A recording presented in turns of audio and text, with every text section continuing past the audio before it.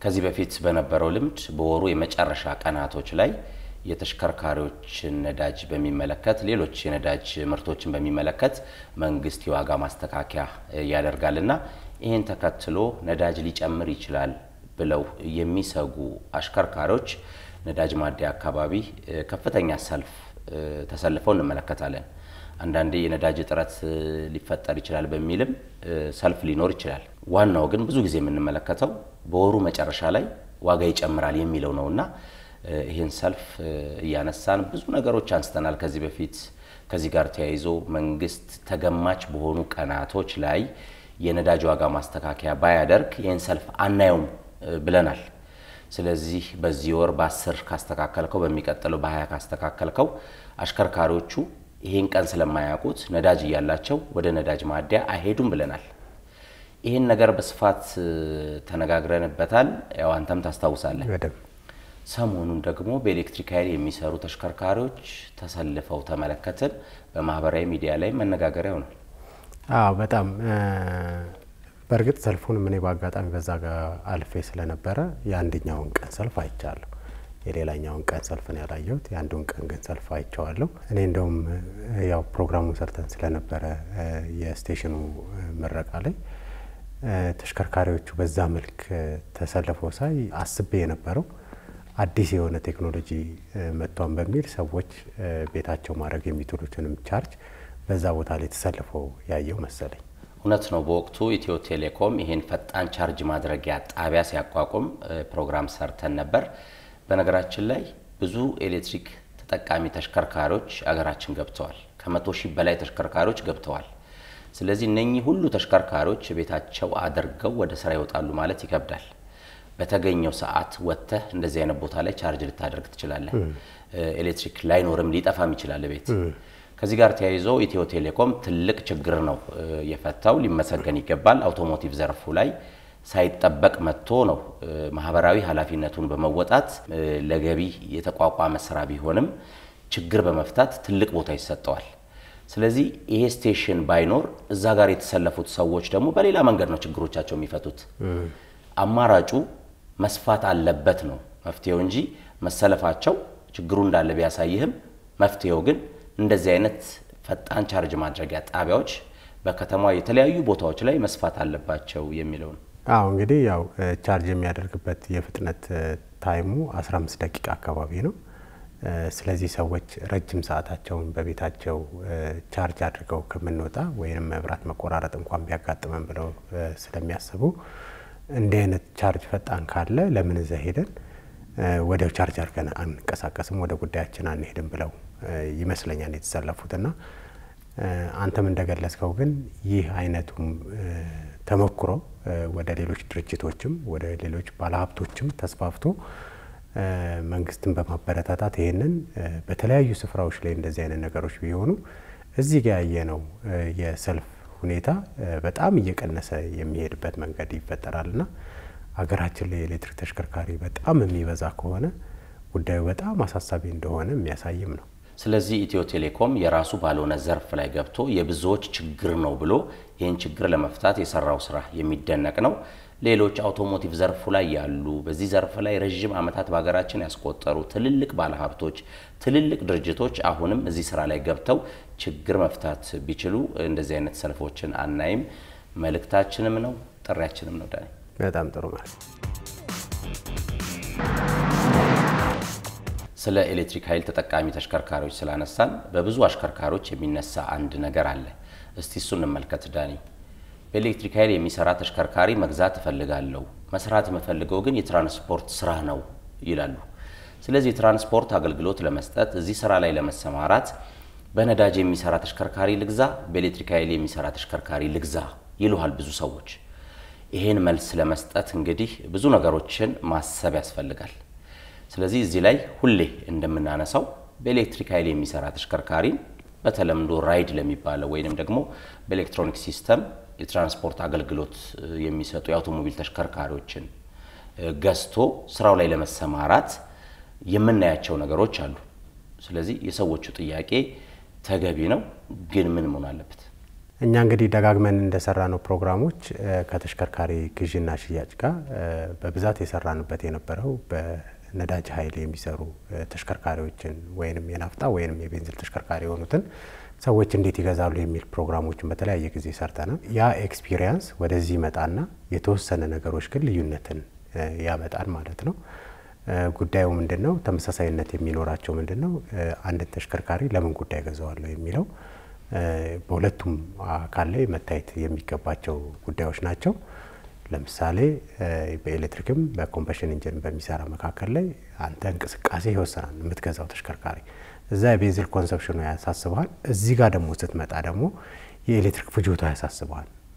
በየቀኑ ምን ያህል ኪሎ ሜትር እጓዛለሁ እነዳለሁ፣ ተሽከርካሪው በኪሎ ሜትር በፉል ቻርጅ ስንት ይሄዳል፣ ይሄንን ለሁለት ቀን ብጠቀመው ምን ያህል ነው፣ በየቀኑ ቻርጅ ማድረግ ይጠበቅብኛል። እነዚህ ተያይዘው መመለስ ያለባቸው ጉዳዮች ይመስሉኛል። ጥያቄው ተገቢ ነው ዳኒ። በኤሌክትሪክ ኃይል የሚሰሩ ተሽከርካሪዎችን ለትራንስፖርት አገልግሎት ለመጠቀም ስናስብ የምንጠይቃቸው ጥያቄዎች አሉ። ቀድመን የምናነሳቸው አንደኛው ይሄ የምንገዛው ተሽከርካሪ የባትሪው እድሜ ምን ያህል ነው? 8 ዓመት ነው? 10 ዓመት ነው? ይሄን ማወቅ አለብን። ዘመኑ የቴክኖሎጂ ነው። በኢንተርኔት አማካኝነት እከሌ የተባለው ተሽከርካሪ የባትሪው እድሜ ምን ያህል ነው የሚለውን መመለስ አለብን። ከዛ በኋላ በ8 ዓመትም ይሁን በ5 ዓመትም ይሁን በ10 ዓመት ይሄ ባትሪ ሲያልቅ ደግሞ ባትሪውን የምንገዛበት ገንዘብ አለ። ይሄ ባትሪ በስንት ብር ነው የሚገዛው የሚለውን መመለስ አለብን። በርግጥ ዛሬ ላይ የአንድ ተሽከርካሪ ባትሪ 1 ሚሊዮን ብር ቢሆን የዛሬ 8 ዓመት ያንተ ባትሪ እድሜውን ሲጨርስ ባትሪ 200 ሺህ ብር ሊገባ ይችላል። አንተ ስታስብ ግን ዛሬ ያለውን አስቀምጠ ነው ወደ ስራ መግባት ያለበት። ስለዚህ እነኚህን ጥያቄዎች ከመለስክ በኋላ የቀን ገቢ ምን ያህል ነው ወደሚለው ትሄዳለህ።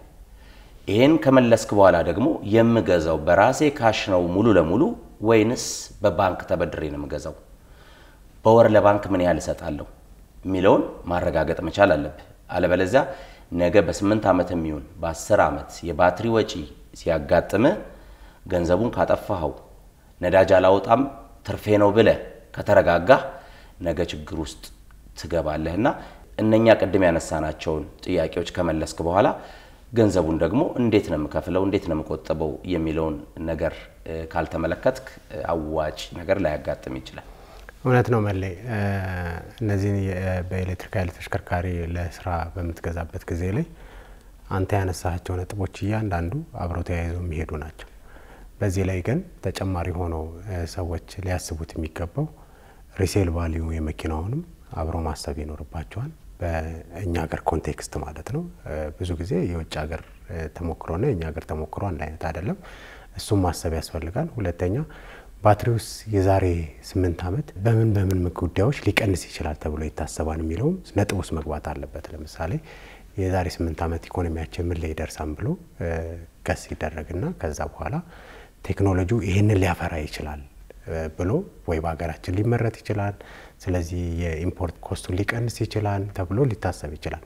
እነዚህን ተጨባጭ በሆነ ነገሮች ውስጥ ካልኩሌሽን መግዛት። ለምንድን ነው ይሄንን ያነሳሁት?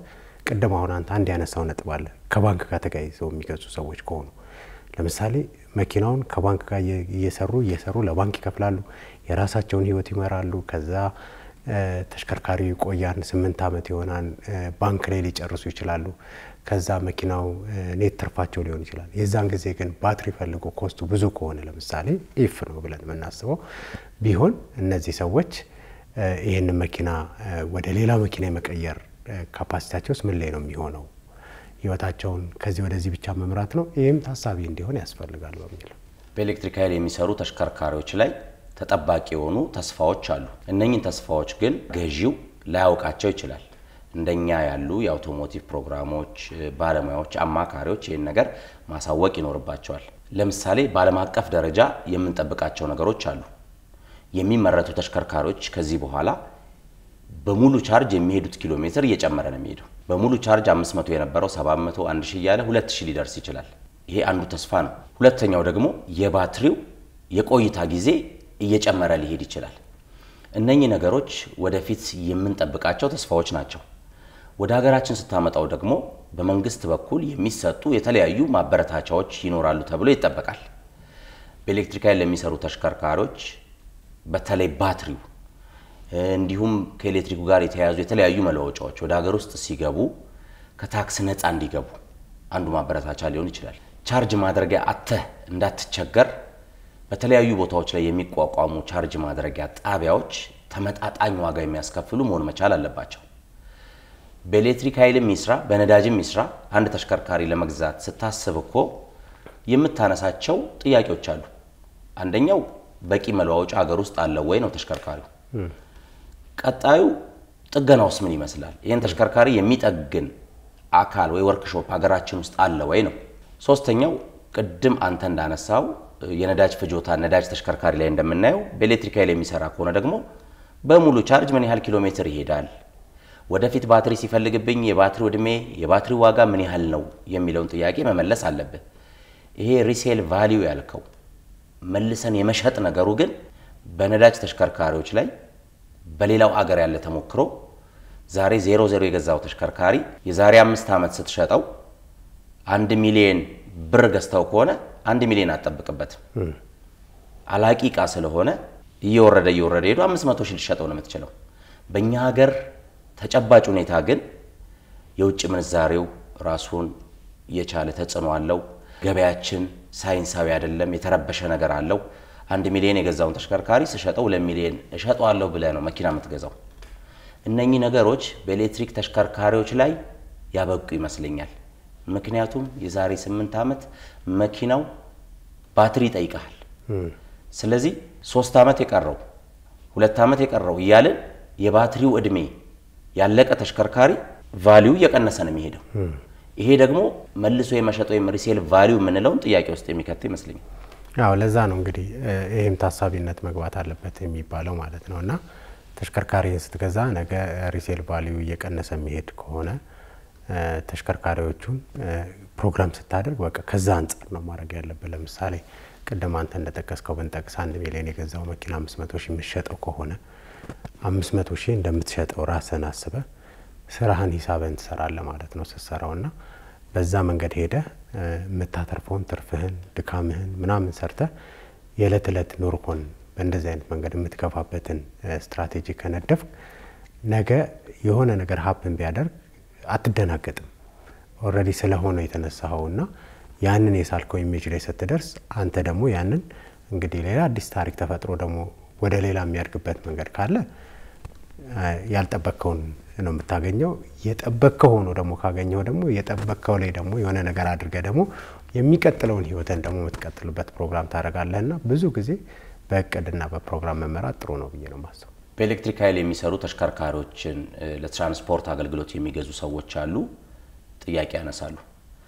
ለግል መገልገያ ወይም ለድርጅት መገልገያ ብለን የምንገዛ ሰዎች አለን፣ እኛም ጥያቄ እናነሳለን።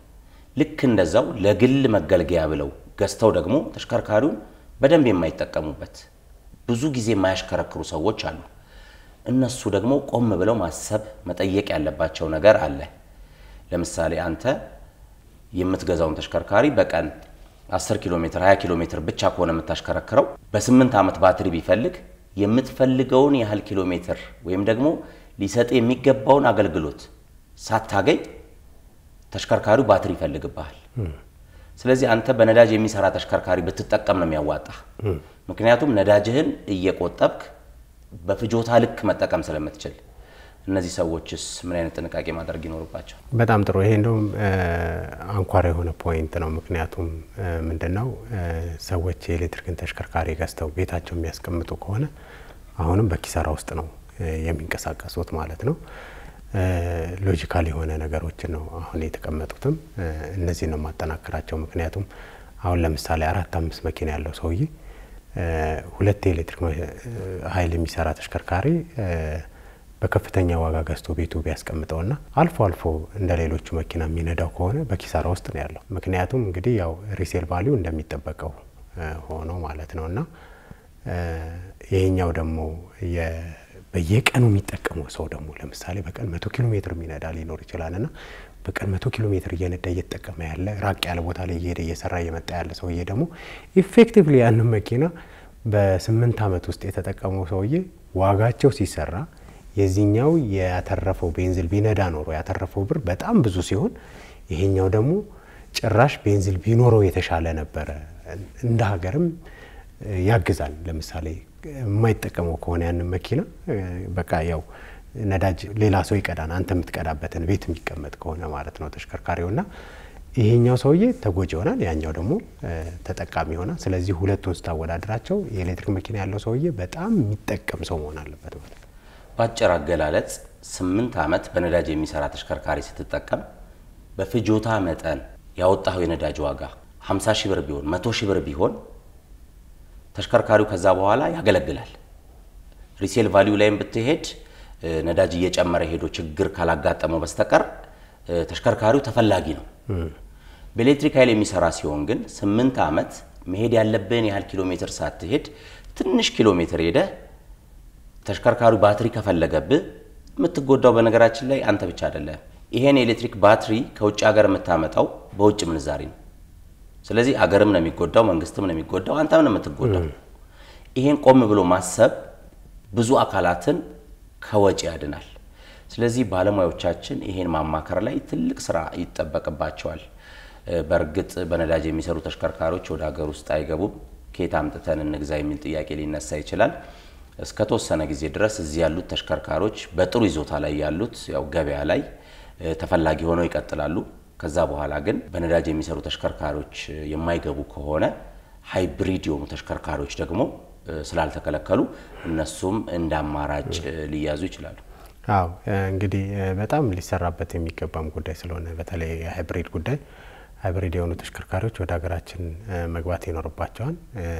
ምክንያቱም ምንድነው የኤሌክትሪክ ተሽከርካሪዎች ቴክኖሎጂ በጣም እያደገ እስኪመጣ ድረስ ለምሳሌ 500 የሚሄደው ወደ 900 እስኪደርስ 1000 ኪሎ ሜትር እስኪደርስ ድረስ ክፍለ ሀገር የሚመላለሰው ሰውዬ ወይንም ከከተማ ወደ ከተማ የሚያቋርጠው ሰውዬ ረጅም ርቀት ስለሚሄድ የኤሌክትሪክ ተሽከርካሪው ይገድበዋል ማለት ነው። ሃይብሪድ ከሆነ ግን በኤሌክትሪክም ነዳጁንም ኮንሰፕሽኑን ተጠቅሞ ከከተማ ውስጥም ቢወጣ ከተማ ውስጥም ቢጠቀም በሃይብሪድ ተሽከርካሪ አይቸገርም ማለት ነው።